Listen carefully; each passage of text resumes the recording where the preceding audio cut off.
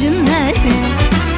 Bitti derken her şeyinden, gitti derken sabrettim ben. Tam o anda ummadığında bir güneş parlar. Latte macchiato'muz hazır.